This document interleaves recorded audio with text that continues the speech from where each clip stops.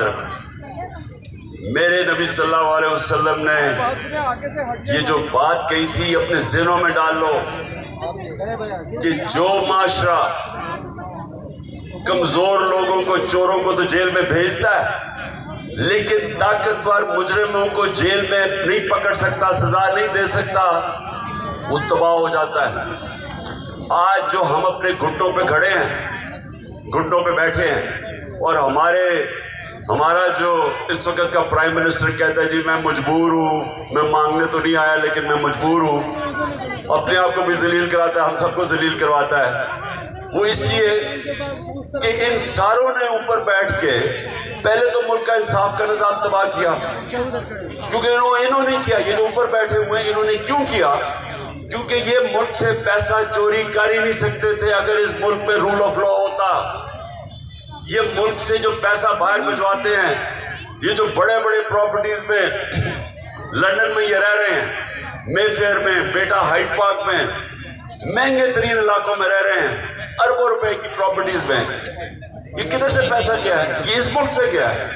اگر اس ملک کا نظام، انصاف کا نظام کام کر رہا ہوتا، یہ کبھی بھی نہ جاتا پیسہ باہر، تو پہلے خود ہی وہ انصاف کے نظام کو تباہ کرتے ہیں، عدلیہ کے اندر تقسیم کرتے ہیں، ججز کے اوپر پورا پریشر ڈالتے ہیں، بلیک میل کرتے ہیں، خریدنے کی کوشش کرتے ہیں تاکہ ان کو کوئی روکے نہ، ایف آئی اے کو تباہ کرتے ہیں جس کا کام انویسٹیگیشن کا ہے، نیب کو تباہ کرتے ہیں، ہر وہ ادارہ جو اس ملک میں چوری روک سکتا ہے پہلے اس کو تباہ کرتے ہیں، پھر پیسہ چوری کر کے باہر لے کے جاتے ہیں۔ تو یہ بھی آپ نے کبھی سنا ہے کہ یہاں بڑے بڑے صاحب اقتداروں کا پیسہ باہر پڑا ہے، یا بزنس میں بڑے بڑے بزنس میں وہ پیسہ باہر لے جاتے ہیں، یا بڑے بڑے سارے تقریباً ٹاپ سیاستدان ان کی باہر پراپرٹیز ہیں، جو پرائم منسٹر، جو پریزیڈنٹ بن چکے ہوں، ان کا تو وہ تو اس ملک کو،